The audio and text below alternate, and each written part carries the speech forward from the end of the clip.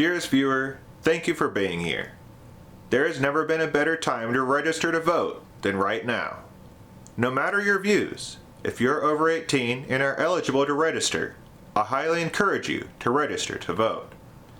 You might argue that voting doesn't really matter because you live in a place that will always have X kind of leadership and your one vote will not change the tide.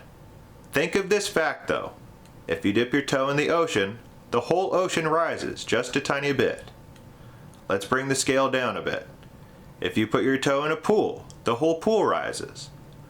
Just dipping your toe is like voting in elections when they occur. Now, if you get involved as a volunteer, as a staff member, or by serving in office, imagine that as putting your whole body in the pool. The water is rising, you're making a more noticeable change, especially if you're really active and are making some waves. Now imagine that you get 10 of your buddies to get involved also, or even just to dip their toe. You've got yourself a pool party and are raising the water noticeably higher. Splish splashing can be tiring, but it's a whole lot more fun than standing around inside and being angry that the pool scene is lame. Remember, we're talking about registering to vote. Another reason to register right now is that folks are trying to make it a whole lot harder to register. Back to the pool analogy. Imagine that if before you get near the pool, you are stopped by people who make sure you are a member of the country club. These nerds are bogarting the water. Membership to the club is free, but you need to show them a picture of your grandma participating in the 1980 annual diving competition to prove that you're a full-fledged member.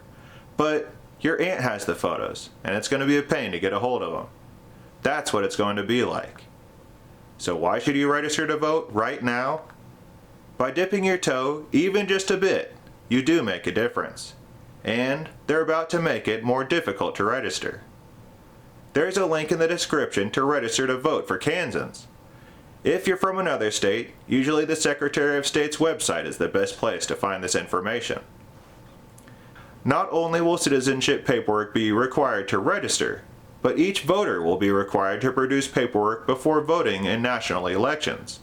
So even if you are able to register without it, it will behoove you to have your citizenship documents ready for when elections come in November. Thank you for watching, and please, register to vote. And please consider me, Paul Catanese, when voting for the 4th District of Kansas, United States House of Representatives.